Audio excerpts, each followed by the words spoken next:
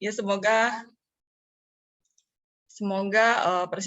presentasi saya ini dapat mudah dimengerti dan juga dapat sama-sama kita diskusikan. Jadi saya mohon maaf atas segala keterbatasannya nanti. Oke, baiklah. Mohon izin Bapak dosen dan rekan-rekan semua, saya share screen.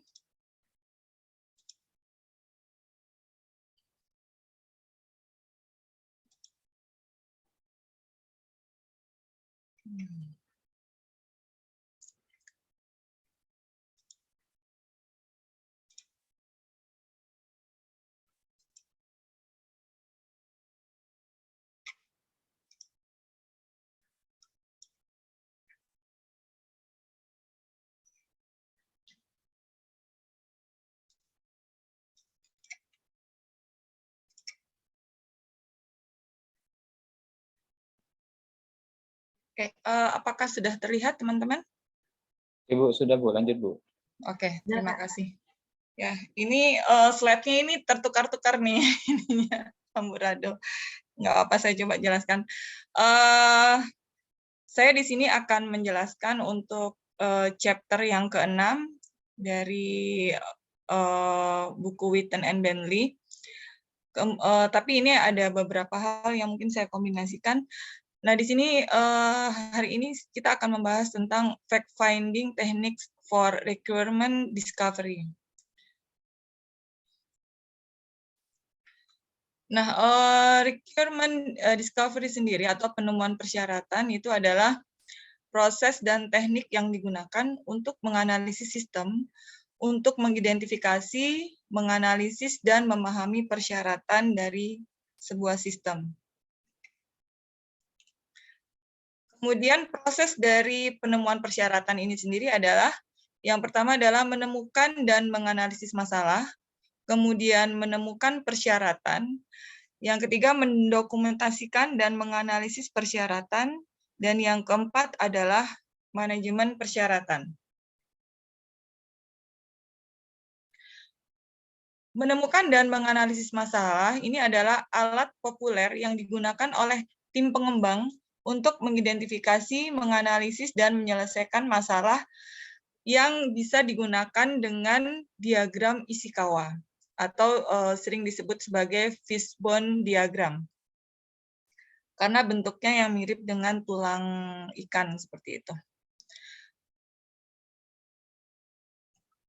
Nah, untuk menemukan persyaratan atau requirement discovery, itu kita harus yang pertama adalah fact finding atau menemukan fakta. Nah, penemuan fakta ini adalah sebuah teknik yang digunakan pada semua siklus pengembangan, tapi sangat penting dalam fase analisis persyaratan. Kemudian pengertian yang kedua dari fact finding yaitu proses resmi yang menggunakan penelitian, pertemuan, wawancara, kuesioner, sampling, dan teknik lain untuk mengumpulkan informasi mengenai masalah, persyaratan, dan referensi sistem. Hal ini disebut juga sebagai pengumpulan informasi atau pengumpulan data.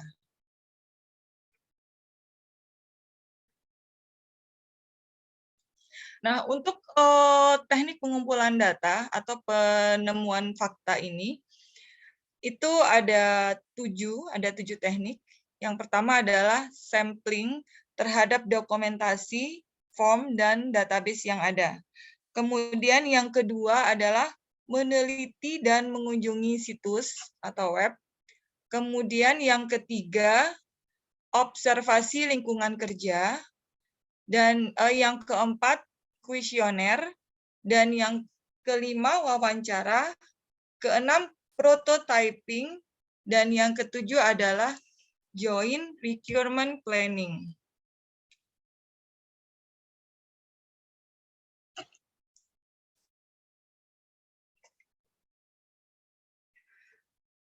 Menganalisis persyaratan ini ada beberapa, yaitu mendokumentasikan draft persyaratan, kemudian menganalisis persyaratan, yang ketiga adalah merumuskan persyaratan.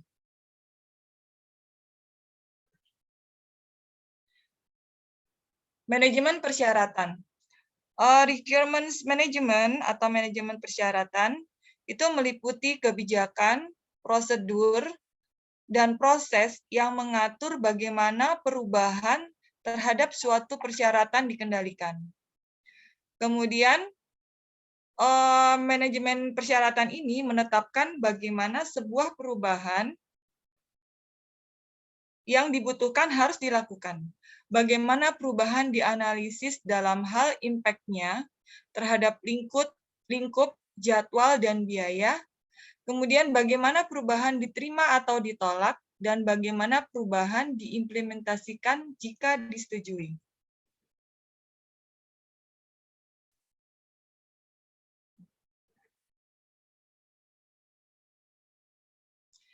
Kemudian di sini untuk teknik penemuan fakta ini yang berupa teknik sampling, dokumentasi, laporan, dan file. Nah, di sini dijelaskan teknik ini kita mengumpulkan fakta dari dokumentasi yang ada. Kemudian mengumpulkan sampel dokumen, form, dan record yang representatif.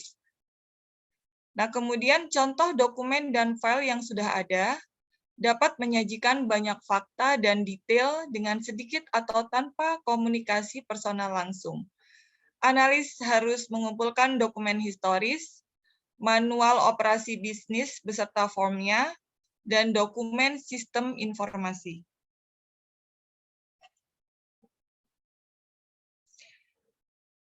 Teknik yang kedua dari penemuan fakta yaitu meneliti dan mengunjungi situs. Penelitian adalah teknik yang sering digunakan berdasarkan studi terhadap aplikasi lain yang serupa.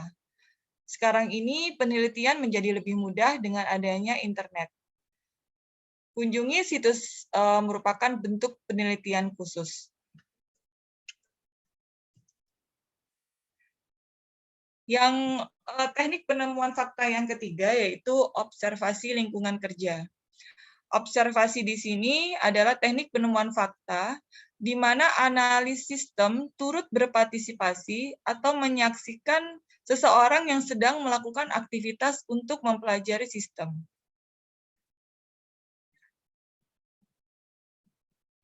Nah, ini adalah ciri dari teknik observasi. Yang pertama adalah data yang dikumpulkan memiliki tingkat keandalan yang tinggi, karena di sini ada validitas. Kemudian yang kedua, melihat langsung kehidupan atau faktanya. Kemudian yang ketiga, dapat menggambarkan lingkungan fisik. Kemudian dapat mengukur tingkat pekerjaan, volume atau frekuensi. Cuman di sini ada beberapa yang negatif dari teknik observasi ini. Yang pertama yaitu orang yang diamati merasa terganggu atau tidak nyaman. Tidak seluruh pekerjaan dapat diamati atau tidak mewakili tingkat kesulitan tertentu. Kemudian mengganggu aktivitas kehidupan. Dan orang yang diamati cenderung berlaku baik karena sedang diamati. Nah, untuk teknik observasi ini apa yang harus dilakukan? Yang pertama adalah buat rencana. Apa yang akan diobservasi, di mana, kapan, siapa, dan bagaimana. Kemudian meminta izin kepada yang berwenang. Kemudian selalu rendah hati untuk tim yang mengobservasi. Kemudian melakukan pencatatan hasil pengamatan, kaji ulang hasil pengamatan, kemudian berusaha tidak mengganggu aktivitas, pilih aktivitas yang dianggap penting, dan jangan membuat asumsi. Teknik penemuan fakta yang berikutnya adalah melalui kuesioner.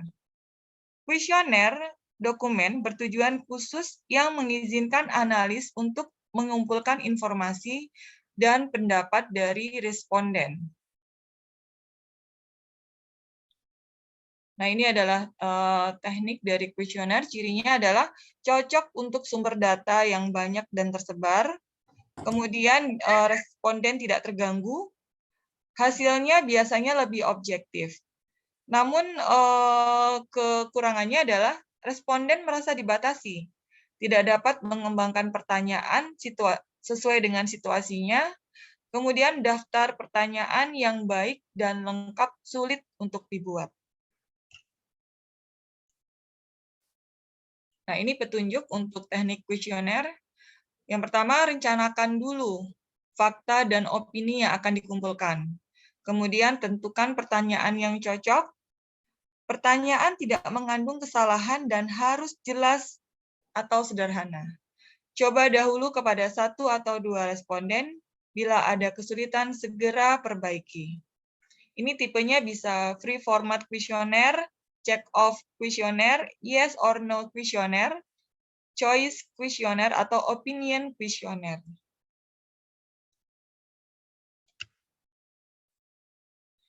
Teknik yang berikutnya adalah teknik wawancara atau interview.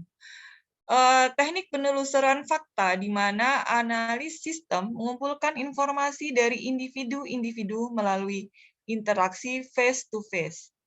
Nah, ini adalah teknik wawancara. Yang berikutnya adalah cirinya.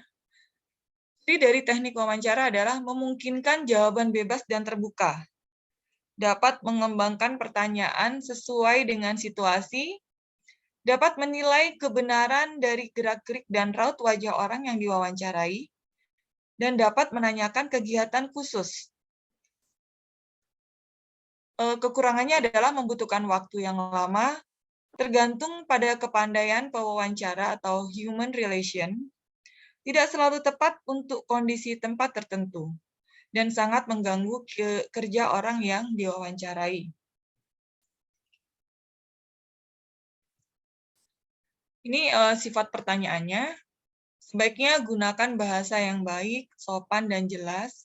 Kemudian jaga penampilan. Jangan memasukkan pendapat pribadi. Hindari pertanyaan yang panjang dan berbelit-belit. Hindari pertanyaan yang menakutkan atau mengkhawatirkan. Hindari pertanyaan yang mengkritik.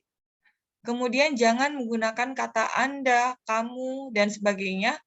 Dan carilah kata yang cocok bila yang diinginkan adalah pertanyaan untuk sebuah grup. Seperti itu. Nah, persiapannya, atur pertemuan dengan orang yang akan diwawancarai, atur waktu yang tepat, kemudian buat jadwal dan buat panduan untuk wawancara.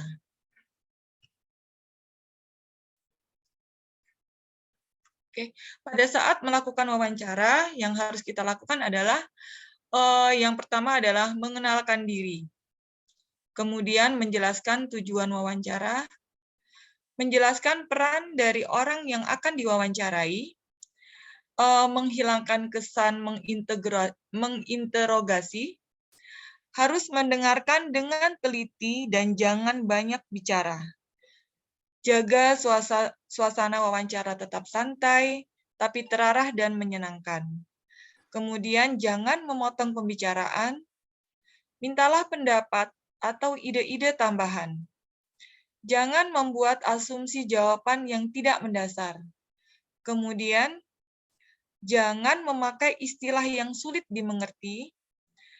Dan pada akhir wawancara, bacakan rangkuman dari hasil wawancara dan minta orang yang diwawancara untuk membetulkan bila ada kesalahan.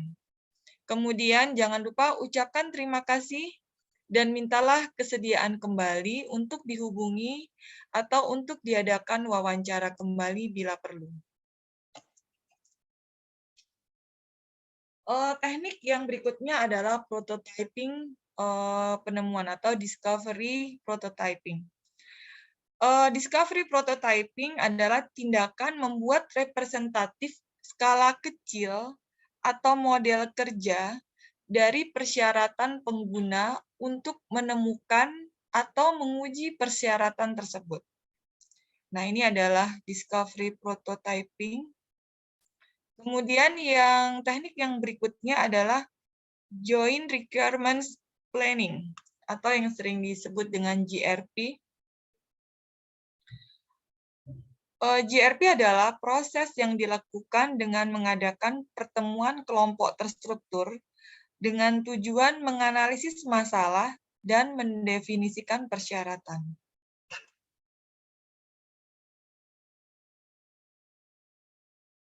Nah, ini ada beberapa strategi penemuan fakta. Yang pertama adalah pelajari dokumen-dokumen yang ada, form, laporan, dan file. Analis dapat mempelajari banyak hal tanpa kontak dengan orang langsung. Jika penting, observasi sistem saat sistem bekerja. Kemudian, dengan semua fakta yang telah terkumpul, buat dan sebarkan kuesioner untuk memperjelas hal-hal yang belum dipahami dengan baik. Kemudian, lakukan wawancara atau sesi kerja kelompok, karena kebanyakan fakta yang berhubungan telah dikumpulkan dengan metode low user contact. Maka wawancara dapat digunakan untuk menguji dan memperjelas isu-isu dan masalah yang paling sulit. Sebagai alternatif, gunakan teknik JRP untuk mengganti atau melengkapi wawancara. Kemudian buatlah prototipe penemuan untuk semua persyaratan fungsional yang tidak dipahami atau untuk persyaratan yang perlu divalidasi. Dan yang terakhir adalah tindak lanjut. Gunakan teknik penemuan fakta yang tepat untuk menguji fakta. Biasanya hal ini menggunakan teknik wawancara atau observasi. Nah, fakta yang harus didapatkan, yang pertama adalah fakta organisasi. Nah, di sini fakta organisasi yaitu bidang usaha dan sejarah singkat organisasi. Kemudian objektivitas organisasi atau tujuan organisasi secara umum. Kemudian struktur organisasi lengkap atau parsial, cabang, unit, atau bagian tertentu. Kemudian berikutnya adalah job deskripsi atau wewenang dan tanggung jawab, lengkap atau parsial. Kemudian yang berikutnya adalah fakta kegiatan. Di sini fakta kegiatan adalah aktivitas kerja atau kegiatan, orang atau pelaku di setiap kegiatan, alat atau perangkat kerja fisik, formulir-formulir atau dokumen yang digunakan dalam setiap aktivitas, aturan atau norma, prosedur kerja, baku atau tidak, yang diberlakukan pada setiap aktivitas, dan pihak-pihak lain yang terlibat dalam setiap aktivitas.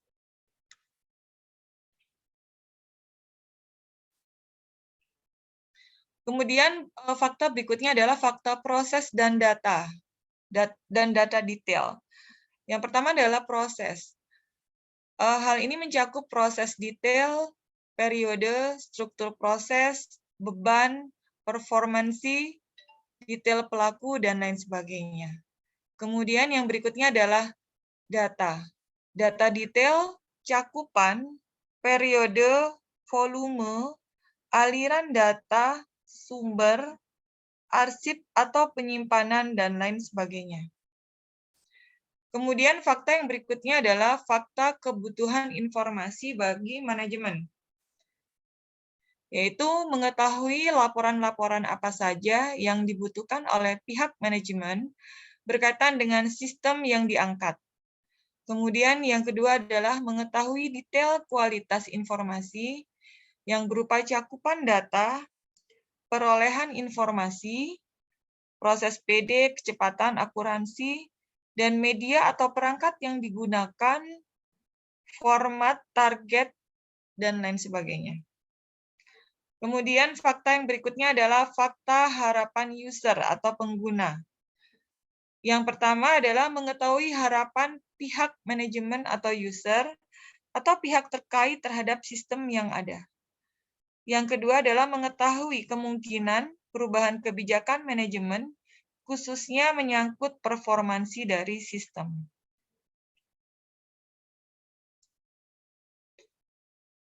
Nah, ini adalah detail fakta dari prosedur. Prosedur kerja di sini detailnya adalah nama dan deskripsi atau fungsi prosedur, kemudian hukum atau norma yang berlaku untuk setiap prosedur atau deskripsi penjelasannya, kemudian proses-proses yang ada pada prosedur dan keterkaitan antar proses, kemudian pelaku yang menjalankan prosedur, deskripsi dan jabatannya, kemudian permasalahan yang muncul dalam penerapan prosedur. Di sini kesulitan pelaku, ketidakjelasan atau ketidakbakuan prosedur, penyebab lamanya layanan, dan lain sebagainya. Dan ini adalah detail fakta formulir.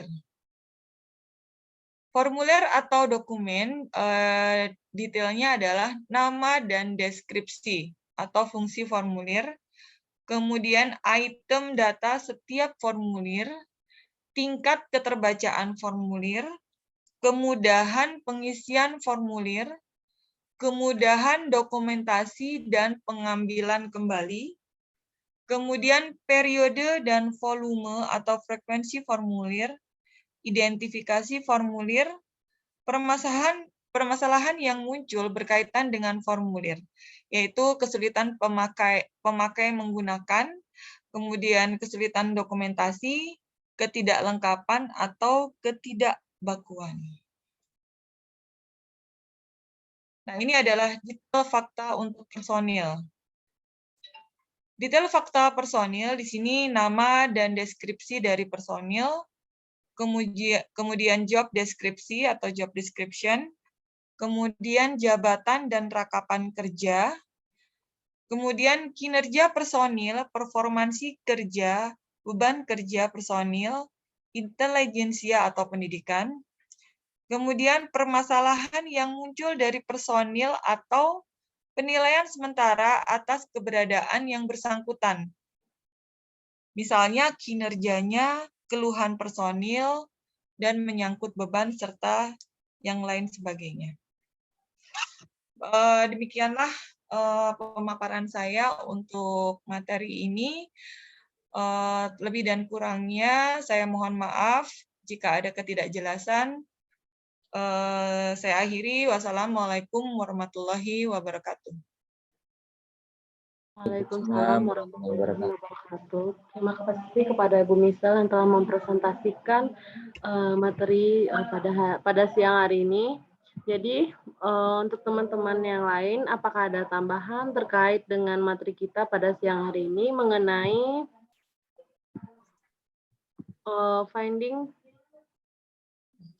fact-finding techniques for recruitment discovery? Ya, izin bentar. Izin bentar. Ya, baik Kak.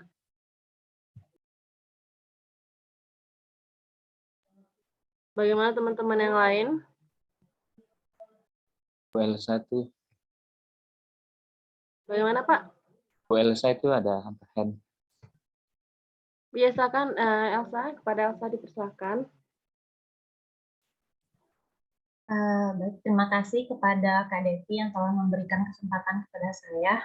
Mungkin di sini saya sebenarnya hanya ingin berbagi pengalaman di mana dalam menambahkan atau berbagi pengalaman tentang pencarian pengalaman saya dalam mengambil dalam teknik pencarian fakta melalui data yang telah berhubungan dengan materi kita pada hari ini. Contohnya di mana saya sudah pernah melakukan sebuah penelitian yaitu mengenai learning style atau gaya belajar pada mahasiswa vokasi ataupun mahasiswa non vokasi gitu. Di mana tadi jika materi bilang menjelaskan bahwa kita bisa menggunakan untuk mencari fakta itu bisa menggunakan kuesioner ya. Misal ya. Nah, tetapi yang ingin saya beritahu bahwa kita sebagai seorang peneliti itu tidak bisa asal membuat sebuah kuesioner. Agar apa? Agar nanti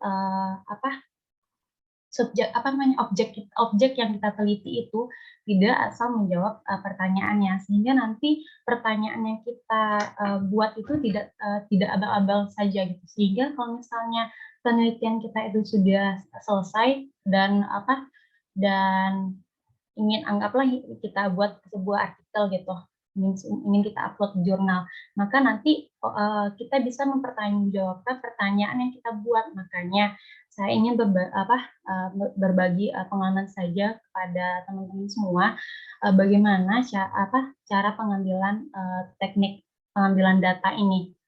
Sebelumnya saya ingin izin share screen dulu ya Kak, Bapak, Ibu. Ya, makasih deh Elsa. Silakan. Nggak apa-apa. Iya, malah seneng kayak gini diskusi. Nah, misalnya seperti ini. Saya kemarin itu melakukan penelitian tentang learning style.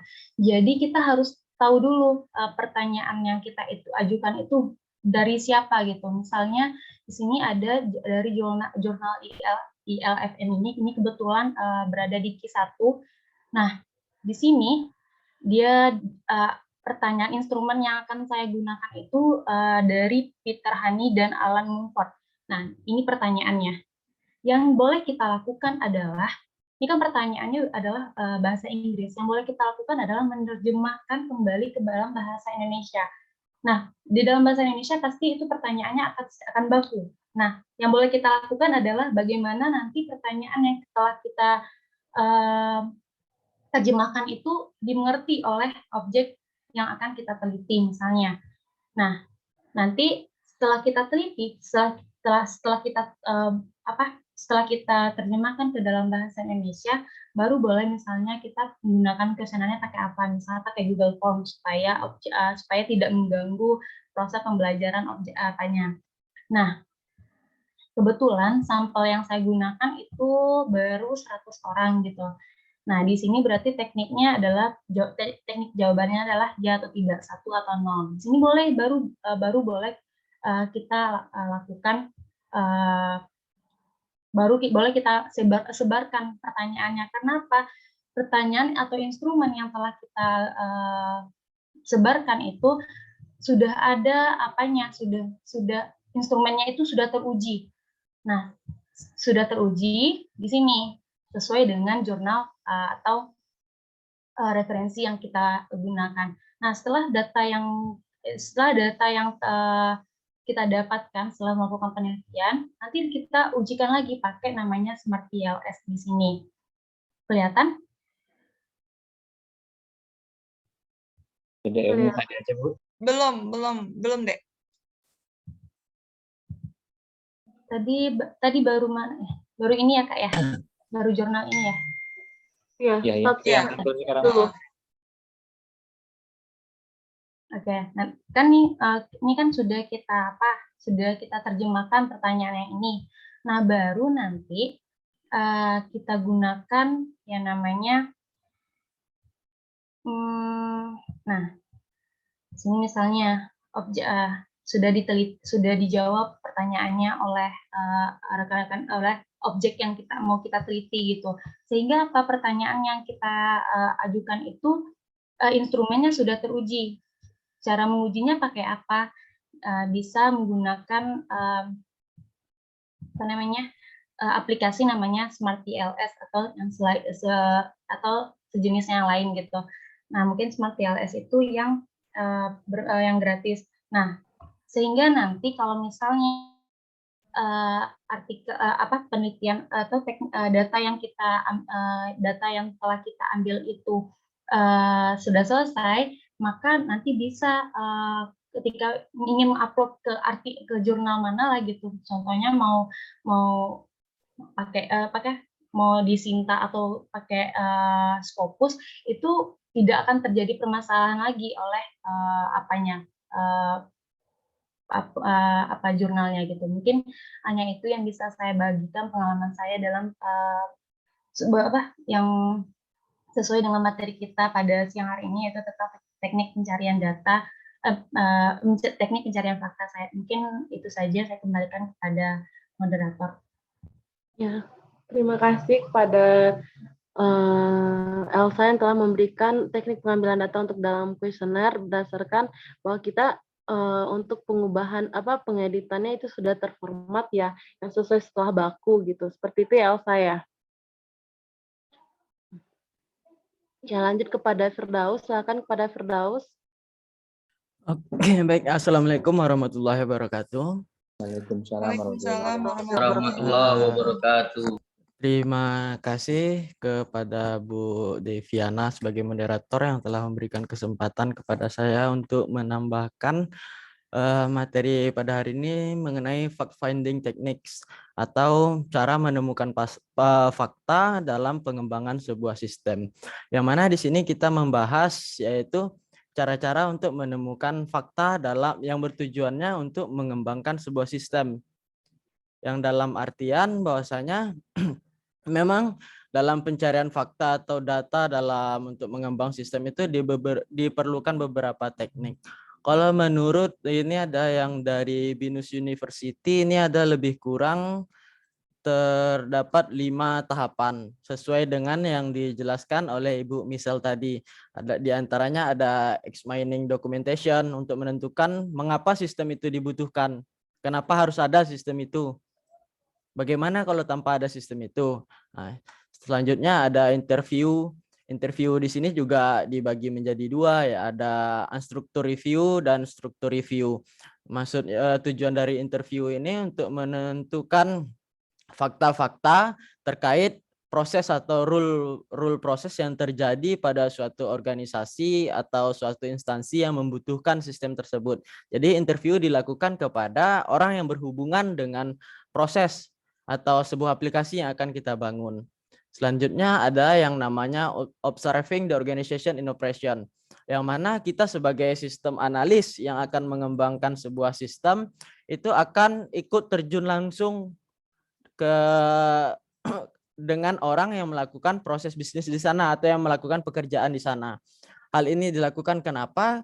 Mungkin dari interview sebelumnya itu masih terdapat beberapa hal yang rancu atau masih butuh dicari kebenarannya. Jadi kita sebagai sistem analis harus turun ke lapangan secara langsung untuk mengetahui bagaimana sih proses bisnis yang terjadi, bagaimana sih sistem yang ada sekarang, untuk mengetahui bagaimana hal tersebut dan mencari apa kekurangan-kekurangan dan harus diperbaiki untuk kedepannya.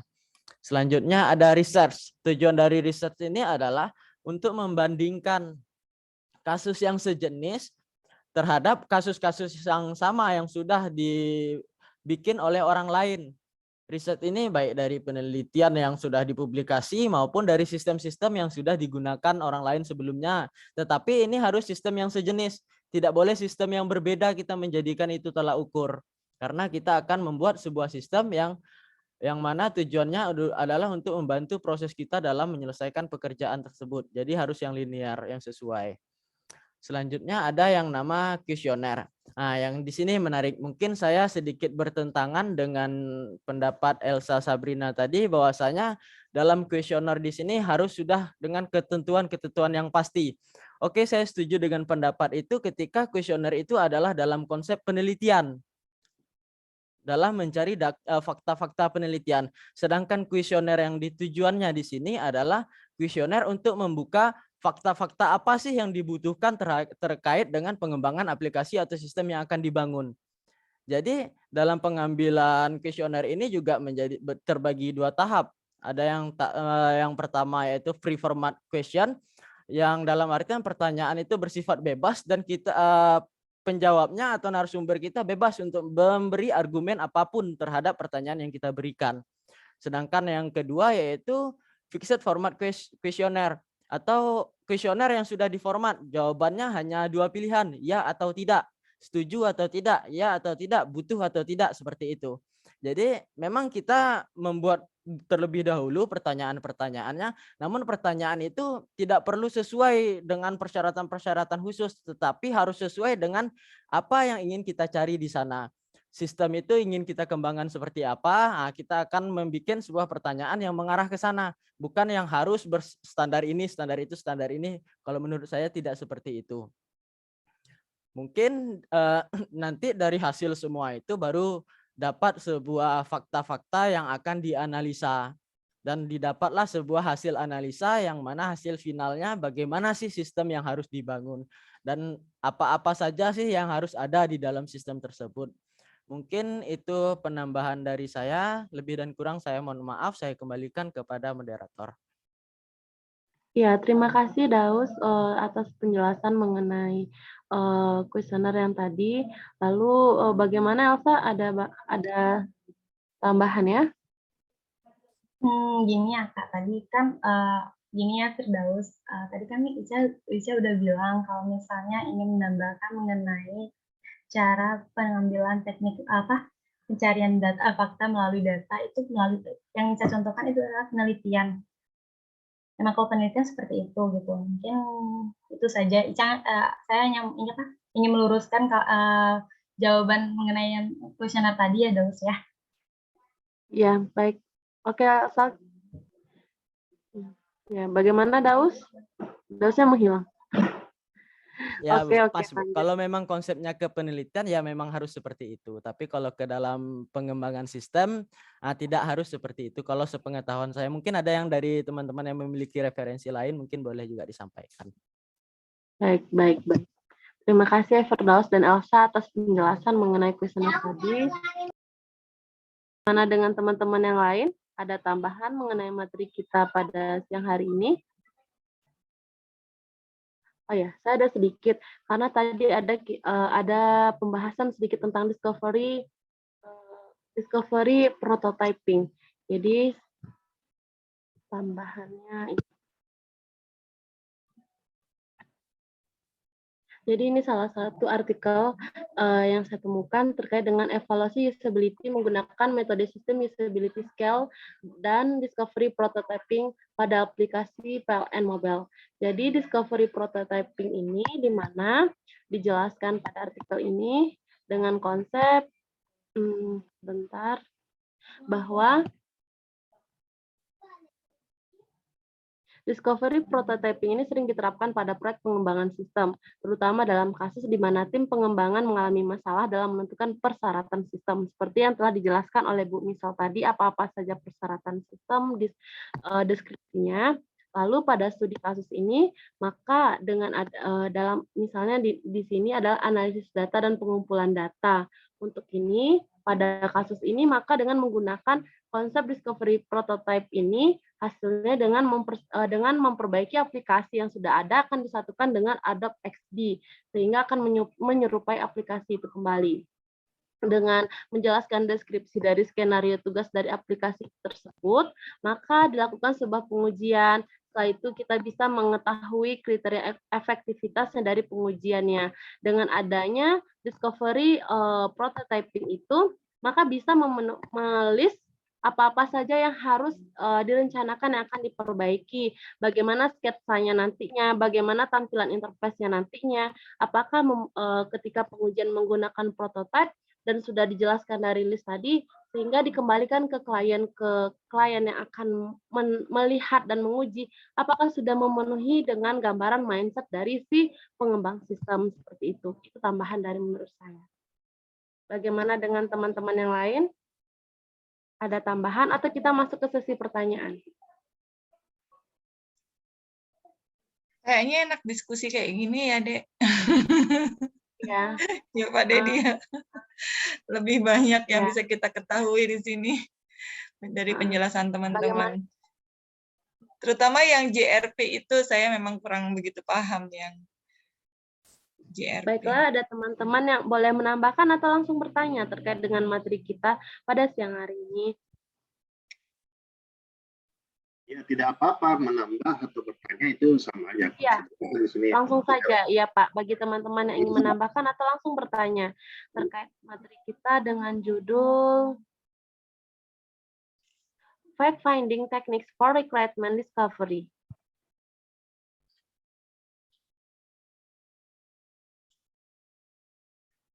Bagaimana Yosi? Ada yang ingin ditanyakan atau penambahan terkait materi kita?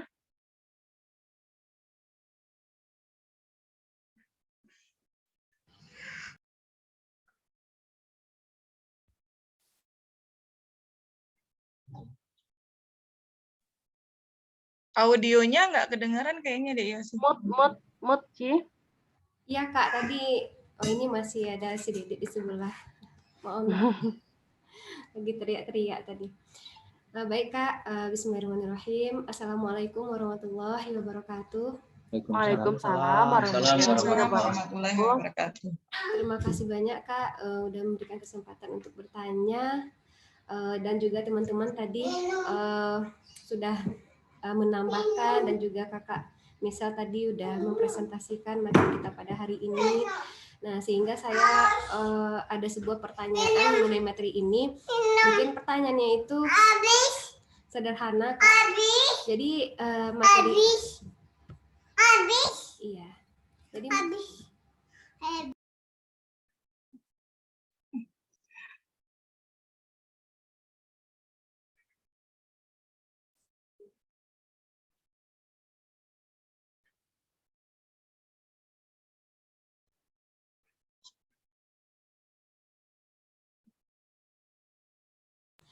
Jadi materi kita pada hari ini kan tentang teknik fact finding atau menemukan fakta.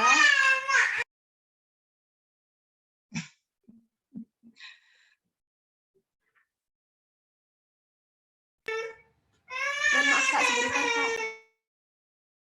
Baik Yosi, baik dimaklumi. Bagaimana dengan teman-teman yang lain atau Pak Rudi? Ada yang ingin ditanyakan? Sementara belum, Bu, masih menyimak. Oke, silakan Pak Ponimin bagaimana? Oh, sih udah kembali. Iya Kak, mohon maaf Kak, ini minta minum Kak. Iya, silakan. Jadi kan materi kita kan tentang teknik penemuan fakta. Nah, jadi pertanyaan saya adalah tadi ada beberapa teknik yang bisa kita lakukan. Nah, jadi apakah kita bisa menggunakan beberapa teknik tersebut dalam menemukan fakta, atau cuma kita pilih satu saja seperti itu? Kemudian sebenarnya untuk teknik fact finding ini atau penemuan fakta ini kapan sebenarnya kita bisa menggunakannya seperti itu? Mungkin itu pertanyaannya Kak, saya kembalikan. Terima kasih. Ya, terima kasih Yosi. Untuk pertanyaan dari Yosi yaitu kita untuk teknik penemuan fakta apakah menggunakan hanya satu teknik atau bisa lebih teknik yang bisa diterapkan ketika kita untuk menyelesaikan masalah yang muncul. Lalu kedua, kapan kita menggunakan dari teknik penemuan fakta ini di dalam sebuah sistem seperti itu? Iya, kapan teknik penemuan fakta ini digunakan seperti itu Kak? Mungkin bisa tahu secara garis besar aja. Baik, oke. Bagaimana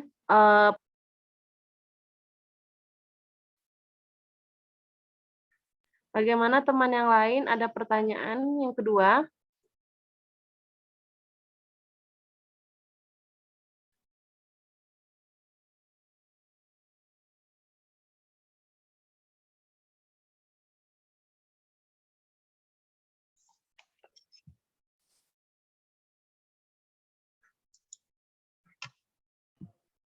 Bagaimana teman-teman yang lain? Atau Ibu Misal bisa langsung menjawab pertanyaan dari Yosi?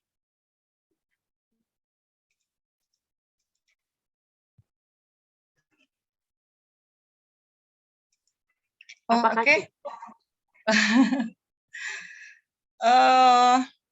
Boleh langsung bisa saya jawab. Nanti mohon ditambahkan ya teman-teman lain yang sudah berpengalaman sebelumnya. Baik, silakan Bu Misal. Untuk pertanyaan dari Dek Yosi, yaitu apakah kita bisa menggunakan beberapa teknik penemuan fakta ini sekaligus gitu, atau harus satu persatu kita gunakan? Kalau dari beberapa artikel dan beberapa makalah yang saya baca, ini bahkan bisa beberapa teknik sekaligus dalam beberapa teknik sekaligus yang bisa kita gunakan dalam penemuan fakta ini. Karena memang setiap teknik penemuan fakta itu kan punya karakteristik sendiri ya, ada kekurangan dan kelebihan. Jadi jika kita ingin, misalkan tergantung dari misalkan dari sebuah perusahaan atau sistem yang ingin kita teliti. Nah, itu kita bisa menggunakan teknik misalkan yang pertama adalah kuesioner misalkan. Jika apa namanya yang ingin kita teliti itu banyak orang seperti itu. Jadi kita bisa menggunakan teknik kuesioner. Nah, ketika kita menggunakan teknik kuesioner, misalkan itu tidak sesuai dengan target, kita bisa langsung menggunakan teknik observasi atau wawancara. Seperti itu. Mungkin itu yang bisa saya jelaskan.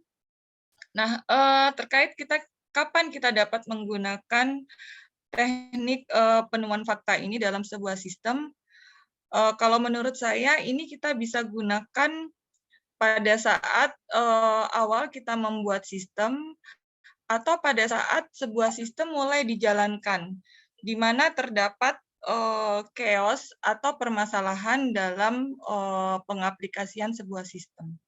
Nah, seperti itu yang bisa saya paparkan. Mungkin ada teman-teman yang lainnya yang bisa menambahkan. Ya, terima kasih Bu Misal. Bagaimana dengan teman-teman yang lain yang akan menambahkan jawaban dari pertanyaan dari Yosi tadi?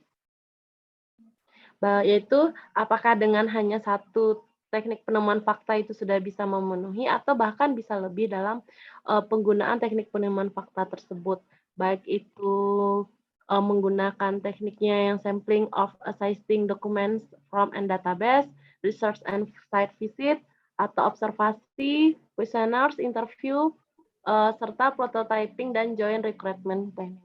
Bagaimana dengan pendapat teman-teman yang lain?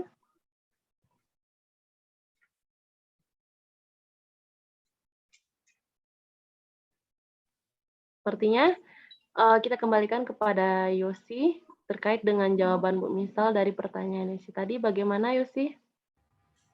Baik Kak, terima kasih banyak Kak. Jadi dapat saya simpulkan bahwasanya kita bisa menggunakan beberapa teknik dalam menemukan fakta agar lebih akurat, mungkin seperti itu Kak. Jadi yang kedua tadi kapan kita bisa menggunakan teknik tersebut ketika sebelum adanya sebuah sistem dan juga bisa saat adanya sistem. Mungkin itu yang bisa saya simpulkan. Terima kasih Kak, saya kembalikan. Baik Yosi, terima kasih Yosi. Selanjutnya pertanyaan yang kedua dari teman-teman yang lain. Dipersilahkan bagaimana Bapak dan Ibu semua.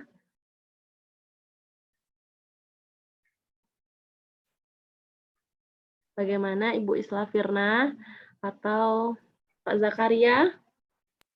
Baik, boleh saya. Silakan Pak.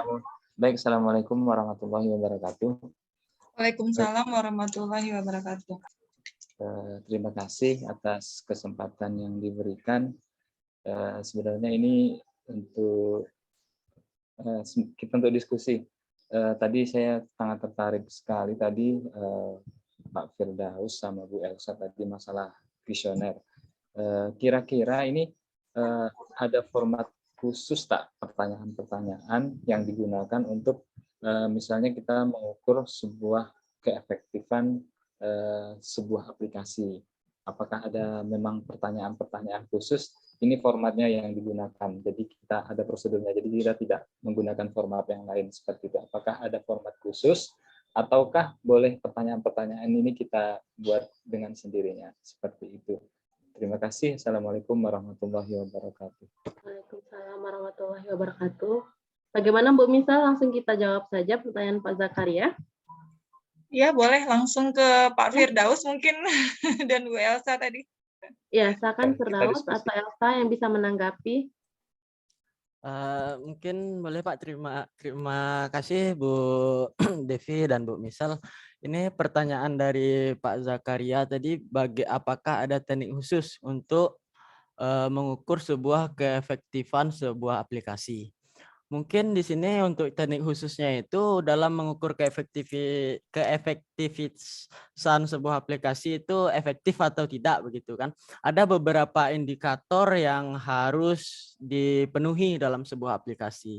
Yang pertama dari segi user atau pengguna.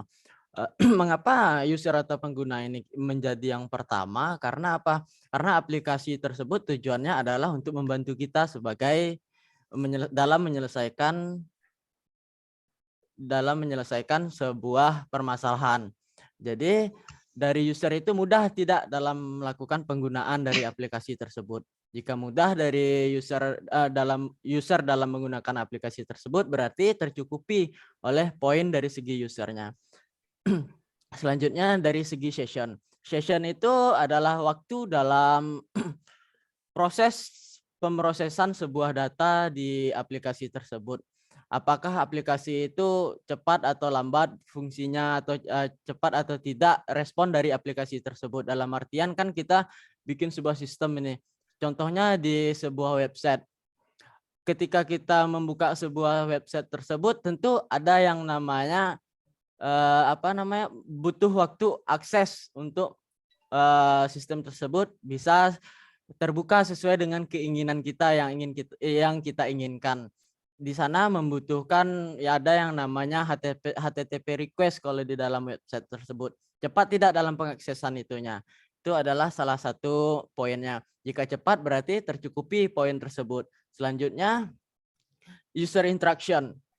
Yang disebut dengan user interaction itu menu atau tampilan itu mudah tidak digunakan atau enak atau tidak dilihat, karena user interface tersebut tetap menjadi penilaian. Karena user interface itu kan contohnya tombol silang yang biasanya tombol untuk exit aplikasi itu kan biasanya kita buat berwarna merah. Bagaimana jika tombol aplikasi tersebut kita buat berwarna hijau? Efektif atau tidak? Sedangkan warna hijau tersebut biasanya menandakan untuk tanda setuju atau tanda positif, bukan tanda negatif. Sedangkan keluar adalah sifat yang negatif untuk meninggalkan dari sebuah aplikasi. Nah, itu salah satu poin dari user interaction-nya. Selanjutnya ada yang namanya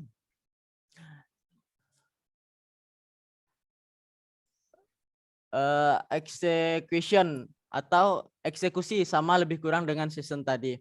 Eksekusi ini dalam artian bagaimana sebuah sistem tersebut mengelola atau memproses data yang sudah sesuai dengan yang kita butuhkan. Apakah proses pengeksekusiannya itu efektif? Dalam artian proses tersebut sesuai dengan keinginan yang kita inginkan atau yang kita butuhkan. Contohnya kita ingin menampilkan sebuah data siswa dari sebuah sistem. Kita menginginkan semua siswa, tetapi yang tampil tidak semua siswa. Sedangkan indikator yang kita masukkan semua siswa, berarti di sana masih ada kekurangan. Berarti sistem tersebut belum perfect atau belum efektif. Masih ada karena masih ada kekurangan dari segi data-datanya. Mungkin setahu saya dan sepengalaman saya itu yang menjadi beberapa indikator dalam mengukur sebuah sistem itu efektif atau tidak. Jika ada pendapat dari teman-teman yang lain, mungkin nanti silakan disampaikan. Dari saya sekian, terima kasih, saya kembalikan ke moderator. Ya baik Firdaus, terima kasih atas jawaban penjelasan Daus terkait pertanyaan Pak Zakaria tadi. Bagaimana, ada tambahan dari teman yang lain? Nanti kembalikan kepada Pak Zakaria. Baik, terima kasih Pak Firdaus atas ilmunya juga ini. Cuma yang saya masih bingung ini, pertanyaannya ini kan misalnya ada 4 indikator tadi harus terpenuhi. Jadi pertanyaannya ini apakah kita boleh buat sendiri dari 4 yang penting indikatornya terpenuhi, seperti itu Pak Firdaus.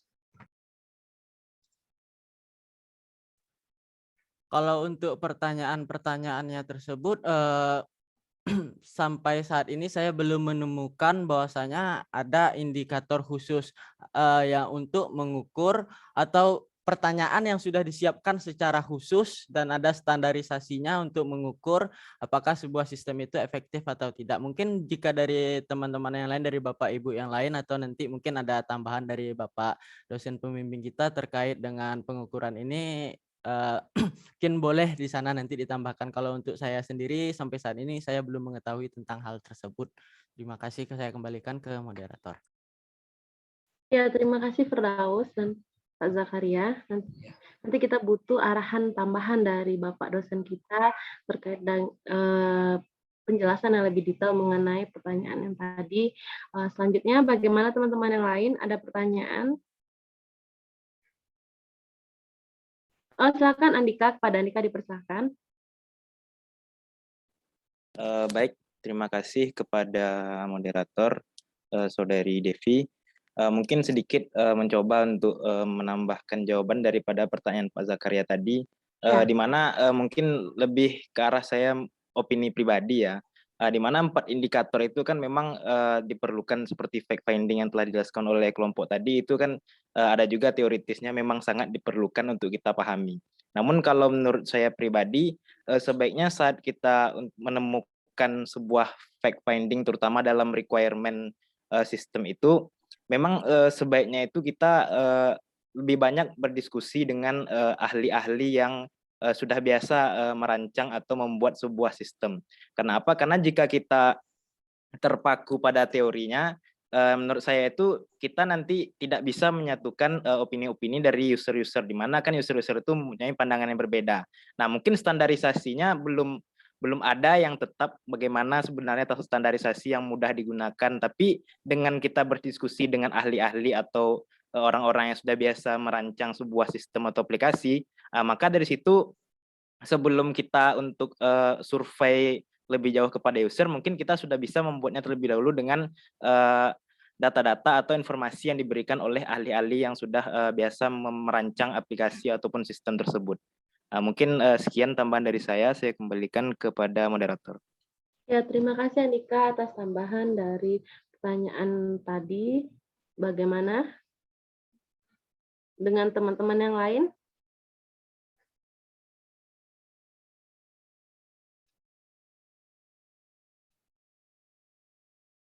Oh ya, cukup. Atau ada pertanyaan selanjutnya terkait materi kita? Bagaimana teknik menemukan fakta-fakta, yaitu untuk memenuhi teknik menemukan fakta untuk discovery kebutuhan di dalam pengembangan sebuah sistem. Bagaimana Pak? Pak Dedi? Sepertinya tidak ada pertanyaan lagi dari teman-teman yang lain. Makin lama makin tidak bersemangat, makin sedikit pertanyaan, tapi minggu lalu malah sampai jam 3:30 ya. Tapi masalah mungkin topiknya Pak. Justru topik sekarang itu sudah mulai, bahasa Pak Prof. Giatman itu menuki ya, sudah mulai menurun. Ya. Bagaimana penemuan fakta dalam pengembangan sistem, macam-macam ya. Ini juga ada Bu Hidayati lagi membawa siswanya magang. Iya. Ya. Gak apa-apa, ya memang itu kenyataannya gitu. Ini Bu Yosi lagi mengasuh cucu saya nih ya. Gitu. Ya memang diharapkan kalau seandainya kita bisa di kampus ya, karena S3 itu sudah mulai full ya, sudah mulai ke kampus. Tapi tentu akan saya diskusikan dengan Pak Asrul, mengingat ini bulan suci Ramadan sudah dekat, apakah kita bisa melakukan luringnya setelah Lebaran kan gitu. Iya Pak. Karena tentu kalau rektor sudah menginstruksikan pembelajaran itu bisa luring, ya tentu harus kita lakukan juga, karena ini semacam konsekuensi dalam dokumen penyelenggaraan pembelajaran ya. Iya Pak. Ini akan kita bahas lebih lanjut ya Pak Asrul ya. Pak Asrul juga ada kegiatan yang nampak ya. Nah, jadi sekali lagi tentu sebisanya nanti sesibuk apapun tentu diharapkan tetap memberikan waktu. Nah, kalau tidak memberikan waktu, inilah akar masalahnya sebetulnya di sini ya. Nah, jadi sekali lagi ini kajian itu sudah mulai tidak perlu kajian yang lebih banyak gitu. Karena jelas sekali di sini bagaimana saya sempat saya lihat ternyata ada file ini, nanti bisa saya bagikan. Ini kan inilah yang jadi perbahasan analisis ya, desain sistem informasi. Induknya itu ada pieces ya. Bagaimana performanya, bagaimana identifikasinya, kemudian nilai ekonomiknya, kemudian kontrolnya, kemudian efisiensi, dan terakhir pelayanan. Nah, itu ada juga induk dari bagaimana sebuah konsep diharapkan kerangka ini ada. Ya. Nah, inilah yang dikatakan tadi bahwa memang analisis informasi yang telah kita bahas itu 4 minggu atau 3 minggu yang lalu ya, waktu itu saya ada rapat dengan di kampus karena persiapan akreditasi internasional AKAS. Nah, saya akan menyampaikan bahwa contoh dari analisis sistem informasi itu sesuai dengan kebutuhan gitu. Makanya di dalam pengembangan sebuah web contohnya itu kan ada sistem yang sedang berjalan ya. Kemudian ada lagi sistem yang akan dikembangkan ya. Di beberapa perguruan tinggi seperti di UPI itu namanya ASI, analisis aliran sistem informasi.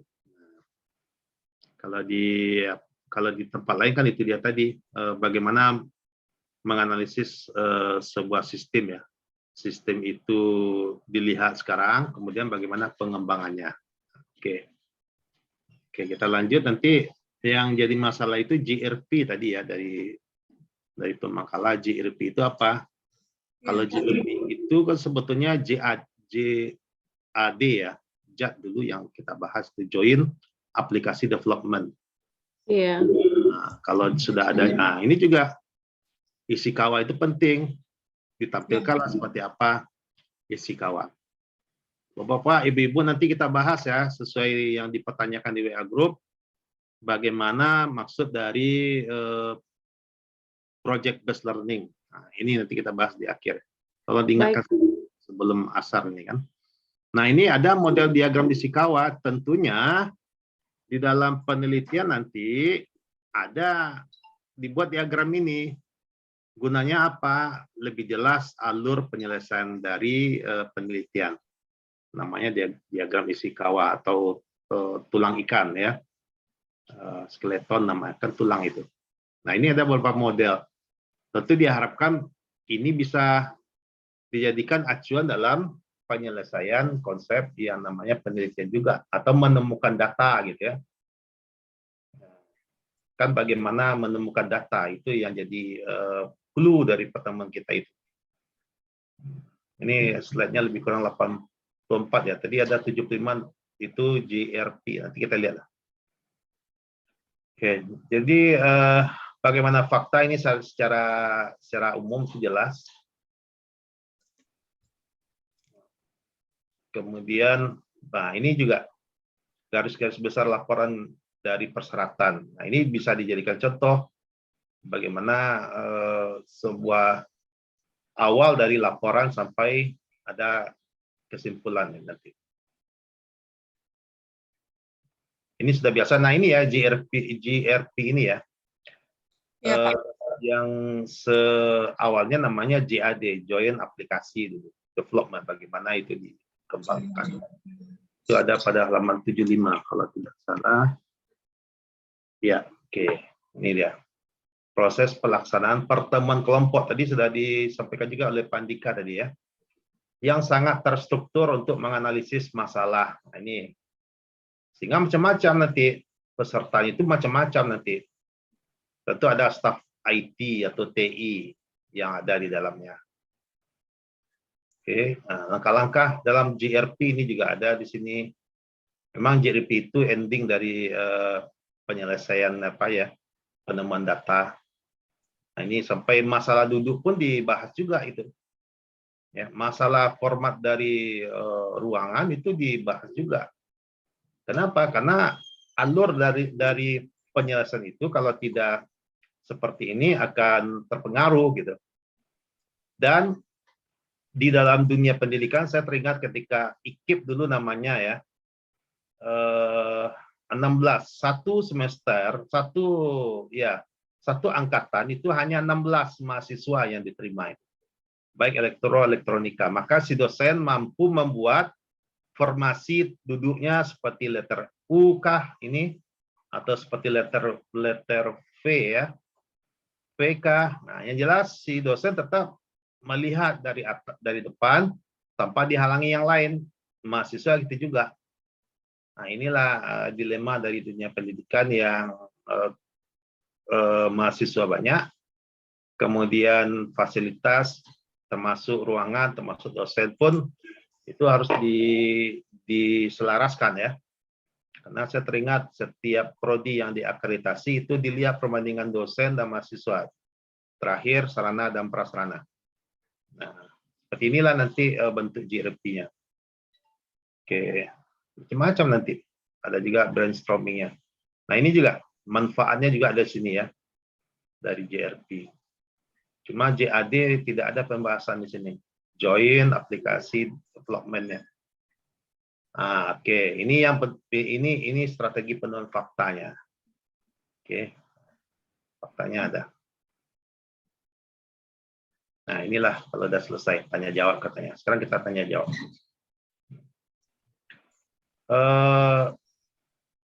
Ini adalah minggu ke-7 ya. Minggu ke-7 nanti silakan isi absensi ya. Makanya di dalam pikiran saya ada pertanyaan juga dari Bu Yosi. Karena pertemuan sebelum-sebelumnya absensinya tidak selesai atau tidak ada gitu kan. Setelah saya lihat di e-learning-nya ada. Ada ya, pertemuan 1 sampai sekarang itu ada ya. Absensi di e-learning ada kan? Absensinya ada Pak, cuman tempat untuk kami mencentang tuh belum aktif Pak waktu itu. Pak. Tanggalnya kayaknya Pak, tanggalnya. Tanggalnya? Iya Pak. Tapi ada diisi ya. Karena saya lihat semuanya ada mengisi gitu. Nah, kemudian jadi silakan nanti dilihat lagi gitu ya. Nah, oke. Kemudian yang jadi pertanyaan juga bagi kami itu memang keaktifan dalam menyelesaikan pertanyaan itu ya. Kok orangnya itu saja gitu. Nah, tadi sudah ada Ibu Deviana memberikan contoh kasus dari topik ini gitu. Nah, kan ini yang diharapkan sebetulnya. Kalau sudah ada contoh kasus dalam bentuk artikel, apalagi artikel tentu yang sudah terpublish ya, ini kan jelas sekali faktanya itu, datanya itu sudah bisa dipertanggungjawabkan. Nah, dilihatlah kasus terkait dengan chapter ini seperti apa, ya, termasuk refleksi pembelajaran. Nah, yang terakhir yang perlu kita bahas itu kenapa Pak Firdaus ada beberapa temannya ya, seperti Ibu Nilam ya, nggak hadir. Iya, Kenapa, ada sakit atau gimana? Bu Nilam itu semua mata kuliah tuh Pak. Cuman kemarin udah coba dikonfirmasi, belum ada dapat jawaban yang pasti. Mungkin dari teman-teman yang lain mungkin ada yang saling berkabar gitu Pak. Kalau dari saya sudah saya hubungi kemarin, nggak ada respon, belum ada respon Pak sampai sekarang. Di pasca pengelola adminnya itu saya menanyakan kenapa belum ada yang angkatannya ini judul tesis dan pembimbingnya. Nah, ternyata karena belum lengkap ya. Ya, 2 minggu kemarin belum lengkap. Minggu kemarin itu udah dikumpulin semuanya A, B, dan C udah lengkap semua Pak. Lagi diproses sama Pak Ambiar sekarang. Oke ya, kalau sudah berarti alhamdulillah, karena itu penting. Kalau sudah jelas bagaimana alur atau draft dari tesisnya, maka akan mudah untuk si mahasiswa melakukan start ya. Jangan terlambat gitu. Karena kalau ada terlambat, nah ini kan aneh juga karena beberapa track record seniornya ada yang 1,5 tahun selesai gitu. Iya Pak. Iya, dan jurnal pun luar biasa. Jurnalnya Cinta, ya rasanya Cinta 2 atau Cinta 3, cukup tinggi ya. Karena saya sebagai penguji juga di situ waktu itu. Ya. Kemarin juga udah konfirm ke Prof. Ambiar Pak, kata beliau akan dinaikkan ke fakultas minggu pertama Ramadan Pak. Ya. SK-nya. Karena kalau sudah terdata semuanya, mana tahu nanti S2 ini lagi yang masuk klaster akreditasi internasional. Maka kalau datanya sudah lengkap, akan mempermudah juga koordinator prodi untuk mengelola. Oke, kalau gitu tak ada masalah. Nah,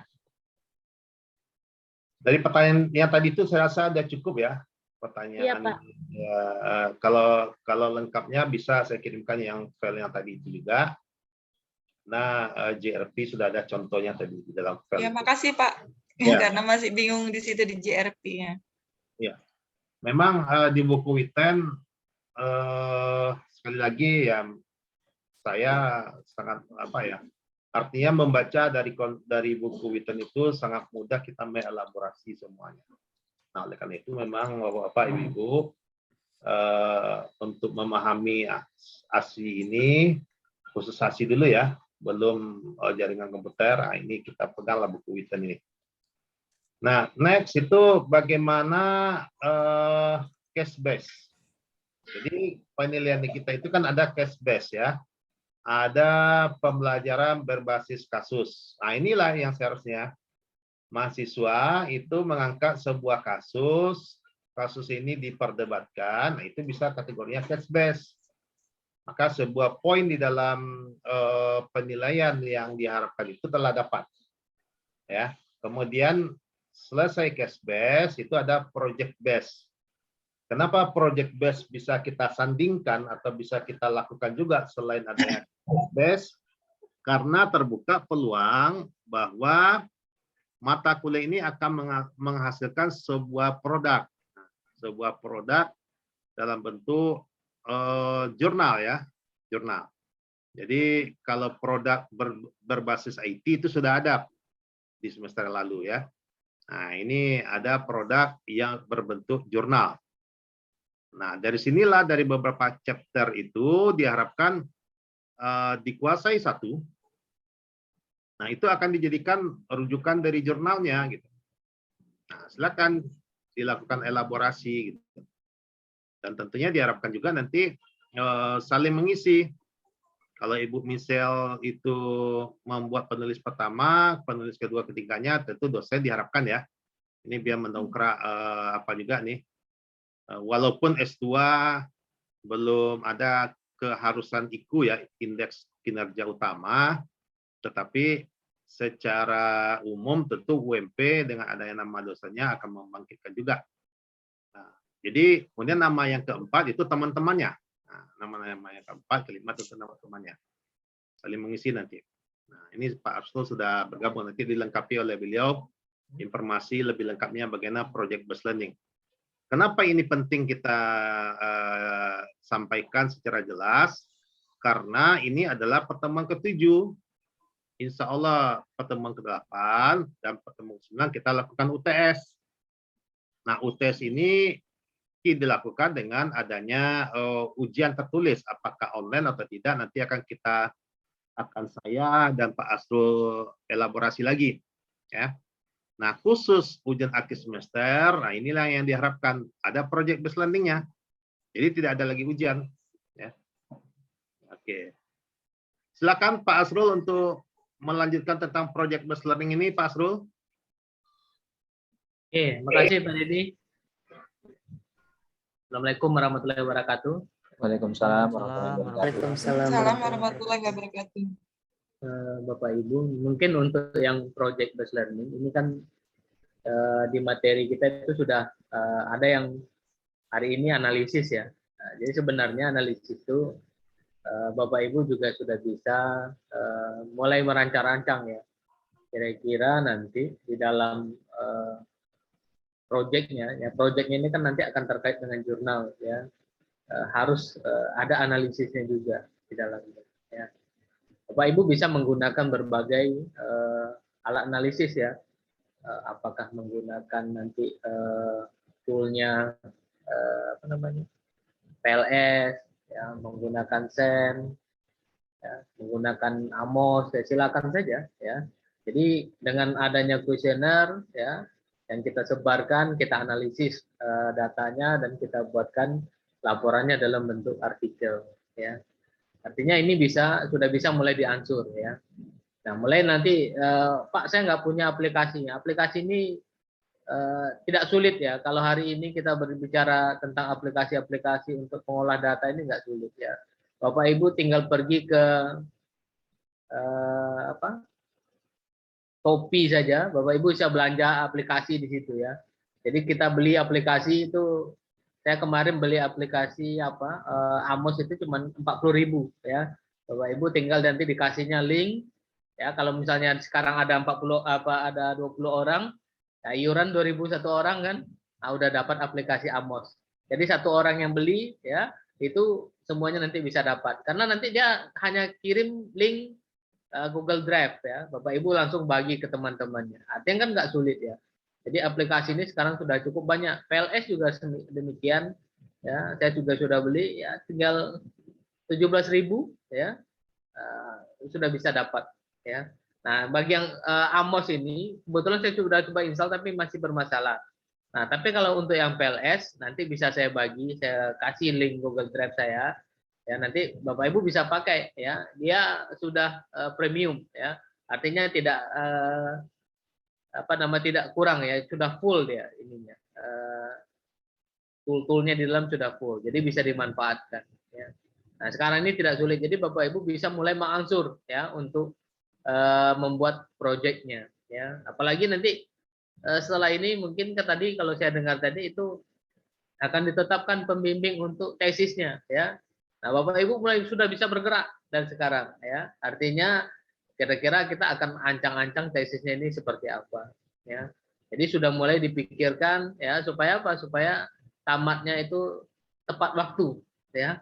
Bukan pada waktu yang tepat itu. Nah, dia macam-macam tamatnya ini ya.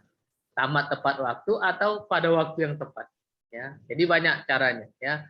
Jadi kalau kita sudah rencanakan jauh-jauh hari, nah itu biasanya bisa cepat selesai. Nah, artikelnya nanti ya dari project base ini kan kita dapat sebuah artikel ya.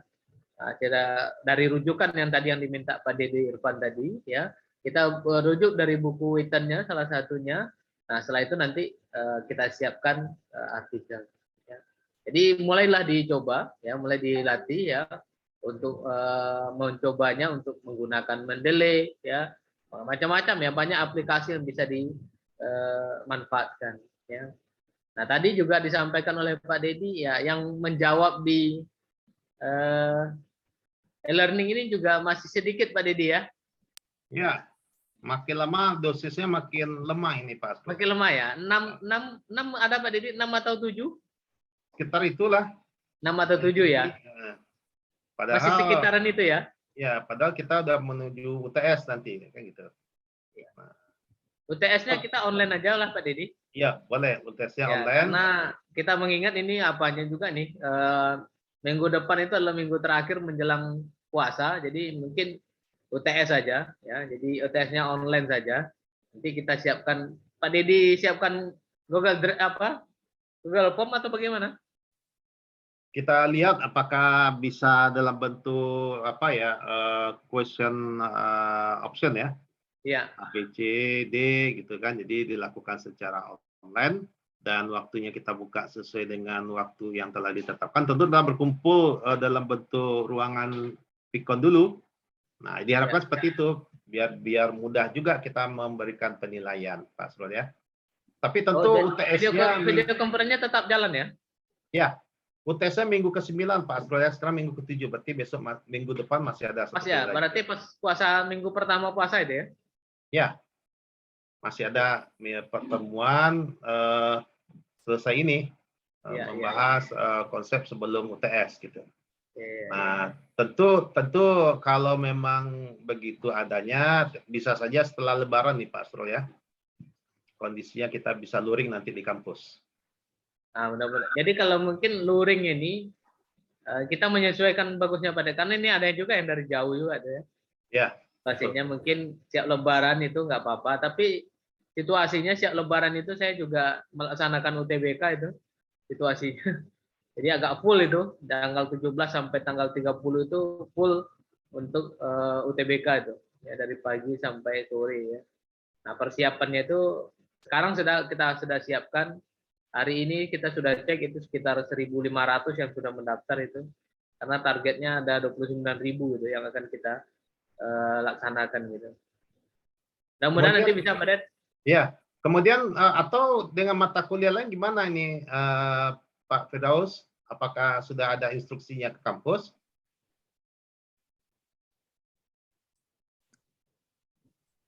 Ya, gimana? Untuk sekarang Pak, tergantung dari dosen masing-masing boleh melakukan offline Pak. Karena dari Pak Dekan sendiri juga udah menginstruksikan untuk TU Pasca itu di hari Sabtu harus sudah ada minimal 1 orang masuk Pak. Apa itu? Oh, TU, oke ya. Iya. Ya. Kalau TU, untuk kitanya mengikuti dari dosen pembimbing masing-masing kalau memang. Sekarang berapa buah mata kuliahnya? Yang untuk sekarang 5 Pak. Kelimanya itu atau 4 lagi selain kami ya? Ya. Apakah ada instruksi untuk luring? Kalau dari kami yang dari kelas A itu sama evaluasi 1 mata kuliah udah luring dari pertemuan pertama Pak. Nah, pertemuan pertama? Ya. Berapa orang mahasiswanya? Alhamdulillah hadir semua Pak. Berapa orang? Kecuali 15 orang. Kecuali Kak Nilam itu yang nggak hadir sampai sekarang. Ada dari Batam yang 15 itu? Enggak, kalau kelas A itu khusus dalam Sumbar, kelas A sama kelas B itu dalam Sumbar semua Pak. Kelas C yang dari luar kota. Yang grup ini, sekarang ini ada kelas C ini? Ada kelas C-nya Pak. Ya, Pak. Ada Pak. Berapa orang? Ada 5. Saya, Pak Ponimin, Pak Rudi, Bu Misel, siapa lagi ya? 7. Bu Isla. Oh, Bu Isla, Bu Sri. 7 ya. Berarti ini yang mata kuliah ini hanya 1 ya, hanya 1 kelas ya, ASI Jarkom ini ya? Iya Pak. Iya Pak, gabungan grup Pak. Ya, gabungan grup dan itu satu mata kuliah. Oke. Nah ini Pak, makanya ya saya dengan Pak Asrul pun tentu memperkirakan juga dengan sebaik-baiknya apakah memang bisa luring gitu kan. Tapi kalau seandainya yang dari kelompok C ini sudah ke kampus ya why not juga gitu ya Pak Asrul ya. Ya. Nah, oleh karena itu ya bolehlah dihitung maju itu ada 4 kali atau 5 kali pertemuan lagi kita online. Nah, kalau 7 ditambah 5 itu ada 12. Nah, diharapkan nanti ke 13, 14, 15, 16 itu bisa di kampus nanti diharapkan. Apalagi kita bulan tadi dia. Ya, apalagi kita menggunakan gedung baru Pak Sro ya, insya Allah. Insya Allah ya. Ya, sudah menggunakan gedung baru. Oke. Nah, itu Bapak-bapak, Ibu-ibu yang akan menggunakannya langsung perdana gitu. Oke, jadi begitu karena memang kondisi luring ini kondisi daring ini banyak hal yang agak susah untuk dikontrol gitu. Oke, Bapak Ibu-ibu bisa dipahami ya dari pertanyaan di WA group. Karena kan kami janjian akan dijelaskan di pertemuan supaya tidak berkali-kali menjelaskannya gitu. Iya, Pak. Oke. Terkait dengan ada tambahan lagi Pak pertanyaan. Ya, jadi misalnya project base untuk yang dijadikan artikel jurnal, misalnya kita menganalisis sebuah sistem informasi itu bisa dijadikan project base Pak. Misalnya sistem informasi di sekolah, jadi dianalisis menggunakan metodenya seperti itu. Bagaimana Pak? Iya, boleh. Apalagi yang dikatakan Pak Asrul itu menggunakan aplikasi yang mudah dan murah mendapatkan itu ya Pak Asrul ya, Pak Beribu. Nah, nanti Pak Asrul berjanji Ya. untuk memberikan linknya itu. Nanti aplikasinya kan banyak Pak Didi ya. Nanti kita share juga lah. Saya juga punya aplikasi PLS itu. Jadi saya share, saya siapkan Google Drive-nya dulu. Jadi saya masukkan situ Bapak Ibu juga bisa download ya. Bisa install sendiri, bisa berlatih ya. Nah, nanti artinya ini bisa dimanfaatkan untuk project base-nya ya. Jadi project base learning-nya ini bisa juga tercapai enggak gitu. Jadi bisa saja dimanfaatkan. Tapi nanti kalau untuk yang AMOS, karena saya belum berhasil, jadi belum saya berani saya bagi. Takutnya nanti juga nggak maksimal. Tapi kalau sudah berhasil nanti saya bagi juga. Ya. Itu ya. Itu Bu Devi. Ya, silakan. Ya, mohon maaf Pak, ingin bertanya untuk yang aplikasi itu untuk apanya ya Pak, yang tadi yang dijelaskan Pengolah oleh Pak datanya, Bu. Asrul? Ini kan kita bicara analisisnya tadi itu. Pengolah datanya itu bisa dimanfaatkan aplikasi itu. Jadi kalau kita menggunakan SEM itu juga bisa, menggunakan Amos juga bisa, menggunakan SPSS juga bisa. Sekarang cukup banyak itu ya aplikasi yang bisa dimanfaatkan. Jadi kita tinggal masukkan datanya ya, setelah itu nanti olah ya berdasarkan kebutuhan apa yang akan kita jelaskan. Harus dibaca dulu buku, misalnya kalau kita PLS Bu, kita baca dulu buku PLS-nya. Ya, kalau kita Amos, kita baca dulu buku Amos supaya lebih paham gitu. Jadi dia hanya untuk menganalisisnya saja. Ya, baik Pak. Dan itu cikal bakal dalam penyelesaian tesisnya nanti. Nah, tesisnya juga mengarah ke sana juga bagus juga. Ya. Menggunakan toolnya tadi itu gitu. Karena memang pasca semakin berbenah, UMP berbadan hukum pasca itu akan mempunyai apa ya Pak, sudah software itu yang akan dibeli nanti. Jadi mumpung AKAS lagi akreditasi itu diharapkan dalam penyediaan sarana dan prasarana itu ada nanti beberapa komputer yang di dalam itu bisa dimasukkan SEM yang seharusnya SEM itu berbayar ya. Nah, tapi Bapak Ibu bisa nanti menggunakannya di kampus nanti gitu. Nah, juga solusi yang diberikan oleh Pak Asrul ada PLS, ada Almos. Ya silakan digunakan karena kita orang berbasis IT. Dan tentu dalam penggunaan itu konsepnya harus jelas dipahami karena kami temukan juga di tingkat strata S2 magister ketika ujian akhir itu hanya menggantungkan ke SPSS secara keseluruhan gitu. Kenapa? Dan akibatnya apa? Tidak tahu persis bagaimana penyelesaian analisis datanya. Ini penting juga. Karena di SPSS itu kan bahasanya itu kan cuma satu, SIG. Ya, SIG itu signifikan gitu. Nah, kan oleh karena itu tentu penting juga memahami data-data yang telah diambil tadi itu ya. Bisa saja nanti dalam penyelesaian itu semua terkait dengan chapter ini bagaimana menemukan fakta itu bisa dilakukan dalam aplikasi juga gitu. Cuma sekali lagi Bapak Ibu juga harus mampu untuk menerjemahkan, memberikan argumentasi dari sebuah hasil yang ada di aplikasi seperti SPSS itu. Nah, ini penting juga. Oke. Tapi diharapkan Bapak Ibu ini walaupun Bapak Ibu memang masih merasa apa ya muda ya. Karena ini semester 2. Iya Pak Firdaus ya? Iya Pak. Nah, walaupun semester 2, ingat seniornya ada yang membuat track record 1,5 tahun clear. Berarti yang lain gimana? Yang lain bisa juga, gitu. Kenapa? Karena dalam akreditasi itu pun semuanya dibuka datanya. Jadi kalau seandainya SKS itu bisa menamatkan 1,5 tahun, kenapa banyak alumninya yang 3-4 tahun? Nah ini yang celakanya itu. Kami kebingungan nanti bagaimana menjawab kepada asesor itu gitu. Kalau seandainya persyaratan yang diberikan itu sudah sesuai, tetapi kenyataannya ini dia, kenyataannya gitu. Karena setiap akreditasi itu selalu dipertanyakan berdasarkan data dan fakta. Sekali lagi kami sebagai dosen mendorong Bapak Ibu jangan kelamaan. Karena kelamaan itu bukannya bertambah mantap, tapi bertambah baper ya, bawa perasaan selalu gitu. Sehingga menemui pembimbing itu bagaikan orang India yang berkerut 3 keningnya itu. Semakin lama tidak ke kampus, semakin banyak kerutan kening itu. Semakin senior orang India itu kan semakin lama, semakin senior, makin banyak garis-garisnya itu. Nah itu yang jadikan baper ya, baper aja terus gitu. Kenapa? Karena udah ketinggalan dari beberapa temannya yang sudah wisuda. Oke, gitu ya Ibu, Bapak dan Ibu semuanya. Mudah-mudahan bisa memahami makna pertemuan chapter ini dan tambahan dari kami berdua sebagai dosen pembimbing dari mata kuliah ini. Ada yang mau ditambahkan lagi Pak Asrul? Cukup, Pak Dedi. Oke.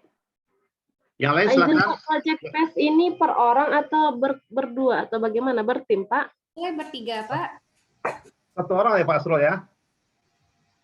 Ya, itu saya serahkan ke Pak Dedi sebagai komandannya. Iya.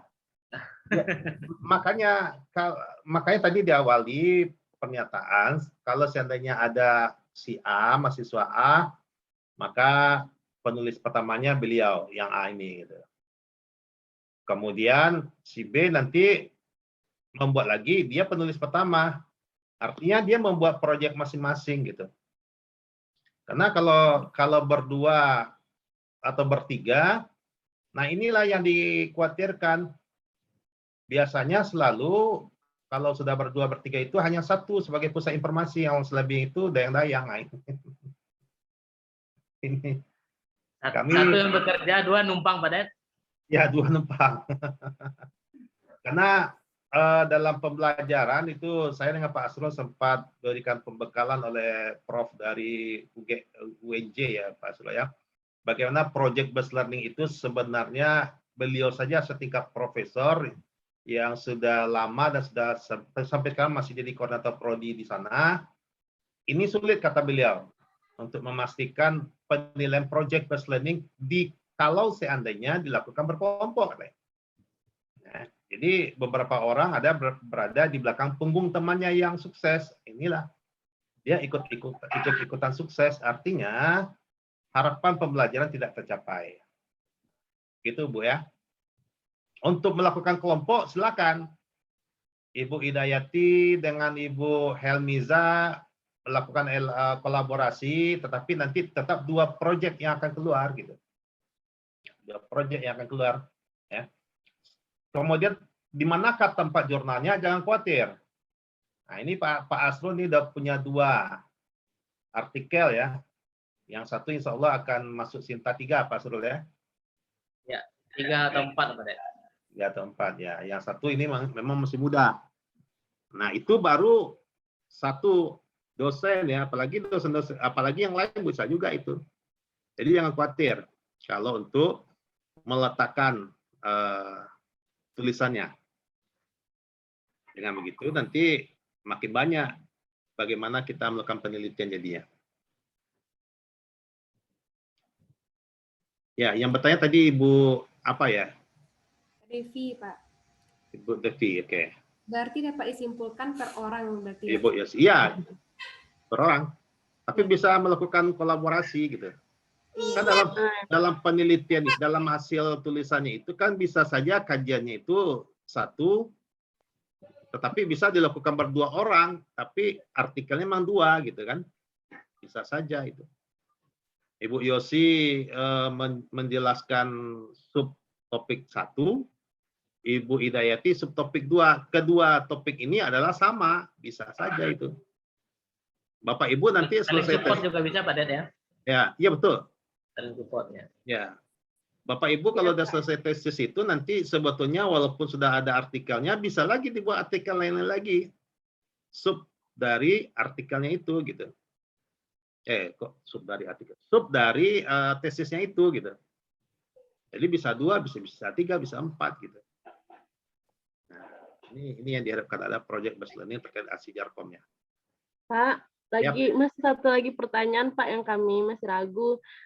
Tadi kami lagi chat-chat juga hubungan project based learning dengan aplikasi PLS itu kami masih ngambang Pak, beberapa di antara kami gitu. Oke. Bisa Pak Asrul diberikan silakan. contoh nggak Pak Asrul? Ya. Pak Asrul yang sudah ada itunya aplikasi Pak Asrul.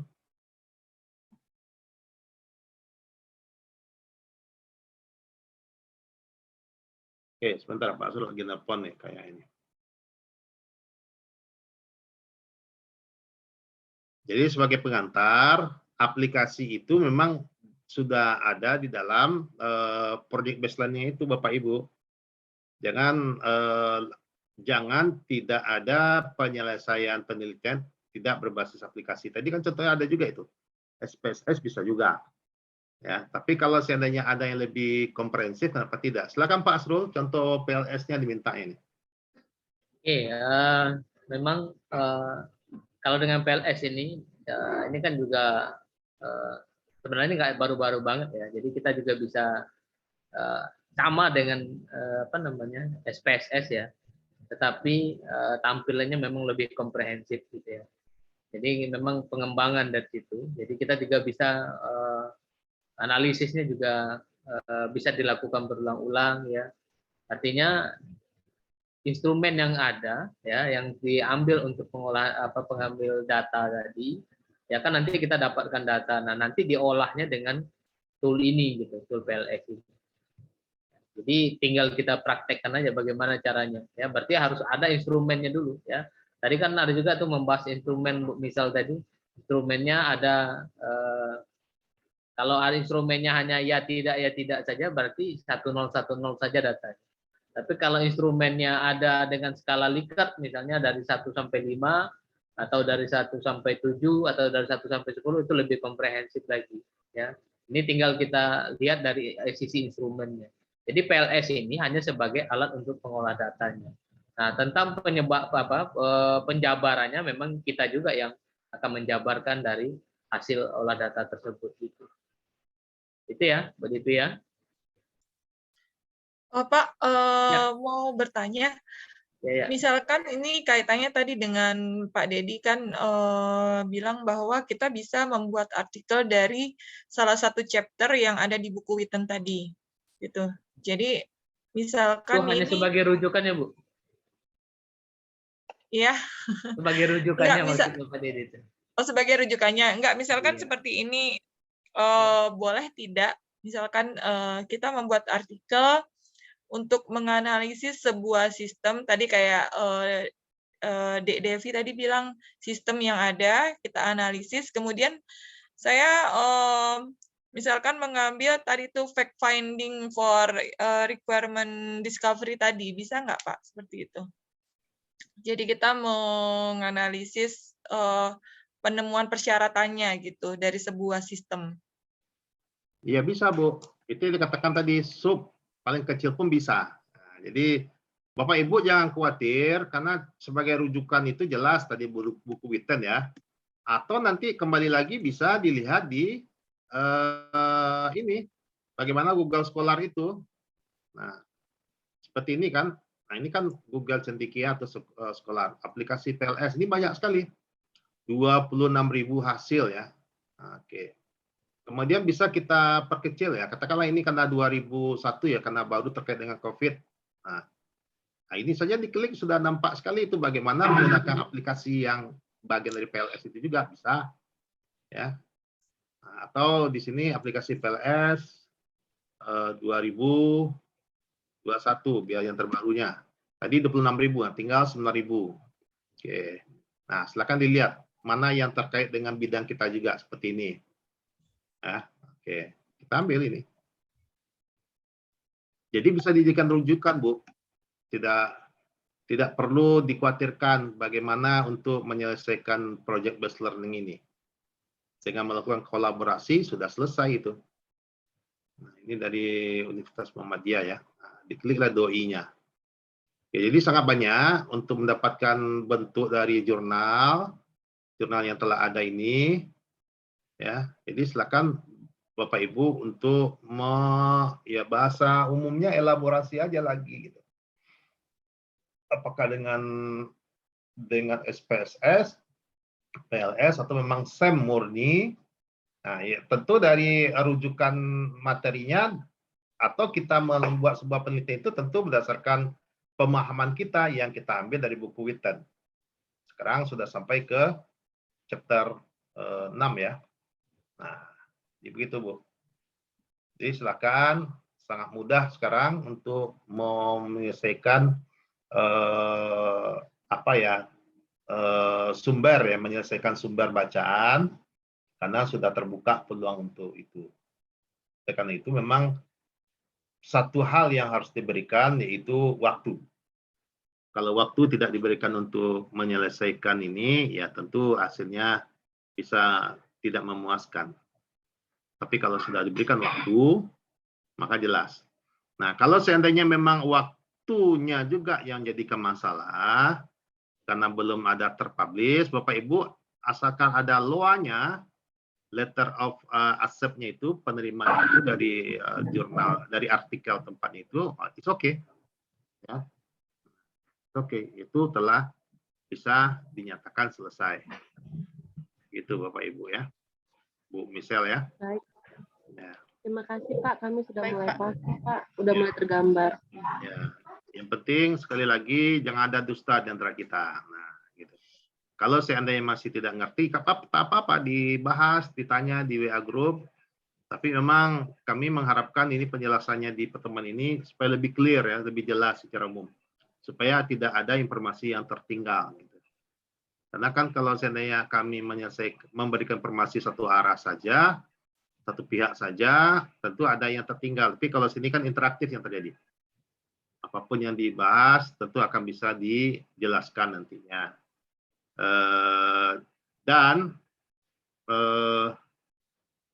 Masalah pertemuan luring pun bisa kita lakukan negosiasi. Mana yang terbaik, karena ini grup C ya. Grup yang di dalamnya ada 7 orang, ternyata berada di luar Sumatera Barat. Nah, sungguh pun begitu tentu yang namanya luring tetap kita lakukan nanti. Setidaknya di akhir atau setelah Lebaran nanti. Nah, ini. Jadi silakan, tidak ada dusta di antara kita. Dan tentunya konsep dari pembelajaran, konsep dari materi ini harus jelas. Dan setiap masalah itu diharapkan bisa tuntas lebih cepat. Seperti adanya Ibu Nilam ini. Ya, Pak Firdaus sebagai ketua ini telah mengklarifikasi. Mudah-mudahan tidak ada yang menghambat lagi proses untuk penyelesaian tesisnya. Dan tentu ini sudah pertemuan ke-7, memang Bu Nilam tidak aktif ya. Kami bisa menanyakan kepada Pak Adri juga nanti Pak Asrul ya. Ya. Ada apa gitu. Kok nggak bisa, kalau luring mungkin ada masalah, tapi kan beliau ini rasanya di Padang juga. Oke, rasanya sudah selesai ya, udah asar nih Pak Asrul ya. Ya. Ada lagi yang mau ditanyakan Bapak Ibu? Pak. Ya, silakan. Azan Pak, mengenai absen tadi Pak, itu kan sudah Yosi kirim apanya Pak, tampilan di e-learningnya. Rupanya kalau setelah kemarin juga sempat ditanya sama teman-teman yang lain, rupanya sama tampilan seperti itu. Kayak si Putra kemarin sama Pak Rudi kan, setelah diklik all, baru muncul absennya Pak. Oh. Iya. Cuman pas di pertemuan 4 kami ini Pak tadi sempat chat juga sama teman-teman yang lain yang pertemuan 4 yang nggak ada ininya Pak, yang kosong. Oke. Oke, nanti bisa nanti dilakukan secara langsung aja lah, kami edit ya Pak dengan Pak Asrul. Baik. Oke. Ya. Ya memang kalau tidak diklik all tidak tampil dia. Kami pun sebagai dosen tidak ditekan all, yang tampil semuanya 0 ya, tapi setelah di all kan baru tampil. Yang lain silakan. Kalau Devi udah cukup Pak, terima kasih Pak. Yang lain belum tahu. Ya, oke. Rasanya Ibu Deviana tadi yang membuka ya, silakan ditutup lagi Bu, kalau memang tidak ada teman-temannya. Dan seandainya memang masih ada, boleh di WA group terus berteriak-teriak ya, jangan ragu ya. Kami pun akan berusaha untuk memberikan jawaban lebih cepat lagi. Baik Pak, terima kasih Pak. Baiklah, kita tutup pertemuan kita pada hari ini dengan mengucapkan alhamdulillah. Semoga yang kita pelajari pada hari ini dapat bermanfaat dan bisa kita gunakan untuk kelanjutan tugas-tugas kita selanjutnya. Terlebih terkurang saya mohon maaf. Wabillahi taufiq wal hidayah. Wassalamualaikum warahmatullahi wabarakatuh. Waalaikumsalam warahmatullahi wabarakatuh. Mata kuliah Ya, sama-sama ya. Terima kasih Pak. Terima kasih atas perhatiannya. Ya.